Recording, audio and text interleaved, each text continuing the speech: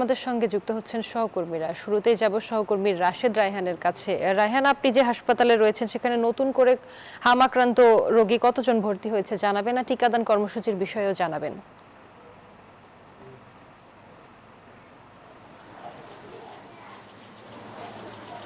বেশিরভাগ জায়গায় কিন্তু আসলে মৃত্যুর খবরটা বেশি শোনা যাচ্ছে, কিন্তু আমি এখন এই মুহূর্তে যেখানে রয়েছি মহাখালীর সংক্রমণ ব্যাধি হাসপাতালে, সেখানে কিন্তু গত 24 ঘন্টায় নতুন করে কোনো শিশুর প্রাণহানির ঘটনা ঘটেনি। এবং গত কয়েকদিন ধরেই, সপ্তাহ কয়েক ধরেই কিন্তু বলা যাচ্ছে যারা আসলে উপসর্গ নিয়ে হাসপাতালে ভর্তি হচ্ছেন তারাই কিন্তু আসলে অভিভাবকরা বেশি ভোগান্তিতে পড়েছেন। এবং বেশিরভাগ শিশুদের বয়স আমরা দেখতে পাচ্ছি কারো 22 দিন, কারো 1 মাস, 6 মাস, একেবারেই ছোট শিশু যারা, সেই সংখ্যাটা কিন্তু আসলে অনেক বেশি। এবং প্রতিটি ওয়ার্ডেই আসলে বাচ্চাদের কান্নার আহাজারি সেটা কিন্তু শোনা যাচ্ছে। এবং অভিভাবকরা আসলে একটা বড় ভোগান্তিতে এবং দুশ্চিন্তা পড়ে গেছেন। হঠাৎ এই হামের প্রাদুর্ভাবে যেহেতু আসলে প্রাণহানির সংখ্যাটাও বেশি ঘটছে, এই কারণেই সবাই আসলে এই দুশ্চিন্তা সবাই পড়েছেন। এবং সারা দেশে কিন্তু এই যে হামের উপসর্গ শনাক্তের সংখ্যা সেটি কিন্তু 7,000 ছাড়িয়েছে। এবং আমি যে মহাখালীর হাসপাতালটা রয়েছি সেটিতে গত 24 ঘন্টায় হাম রোগীর যে সন্দেহজনক হাম রোগীর সংখ্যা সেটি 38 জনে পৌঁছেছে। এবং অদ্যাবধি সন্দেহজনক এখন মার্চের শুরু থেকে এখন পর্যন্ত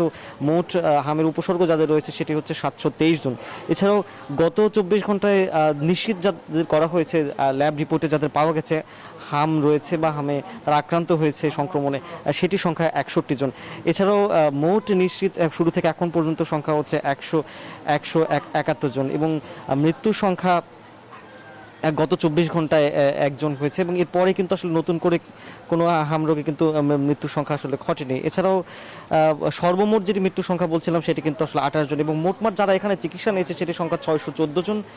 অনেকেই ছাড়পত্র পেয়ে ফিরেও যাচ্ছে, যাদের অবস্থার উন্নতি হচ্ছে চিকিৎসকরা কিন্তু এখান থেকে আসলে তাদের সেই ছাড়পত্র দিচ্ছেন। এবং ল্যাবে যেসব পাঠানো হয়েছে, যেসব রিপোর্ট আসলে পাঠানো হচ্ছে সেটির সংখ্যা কিন্তু 135 জন। এবং সেই 135 জনকে ল্যাবে পাঠানোর পরে সেই রিপোর্ট এসেছে যে তারা আসলে নিশ্চিতভাবে হাম শনাক্ত। এবং সবাই আসলে একটু দুশ্চিন্তার সংখ্যার মধ্যে আছেন। এবং চিকিৎসা সেবা নিয়েও অনেকে অভিযোগ করছিলেন যে সময় মতো নার্সদের ডাকলে পাওয়া যায় না, সেরকম কথা অনেকে বলছেন। আমাদের অন্যান্য সহকর্মীরাও দেশের বিভিন্ন জায়গায় রয়েছেন। আমরা চলে যাব সহকর্মী রানার কাছে, তিনি পাবনায় রয়েছেন। সেখানে আসলে হামের সার্বিক পরিস্থিতি কি সেটি তার থেকে জানবো আমরা।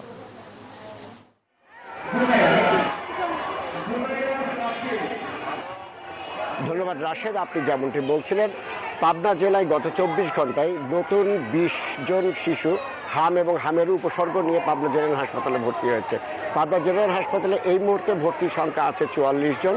হাসপাতাল কর্তৃপক্ষ আমাদেরকে নিশ্চিত করেছেন গত 24 ঘন্টায় 17 জন শিশু এখান থেকে সুস্থ হয়ে বাড়ি ফিরে গিয়েছেন। আমার পাবনার অবস্থা যদি একটু বলি বা দেখায়, আজকে হামের টিকা প্রদানের দ্বিতীয় দিনে বিভিন্ন টিকা কেন্দ্রগুলোতে উপচে পড়া ভিড় আমরা লক্ষ্য করছি। এবং খুব সকাল থেকেই যে শিশুদের নিয়ে তাদের অভিভাবক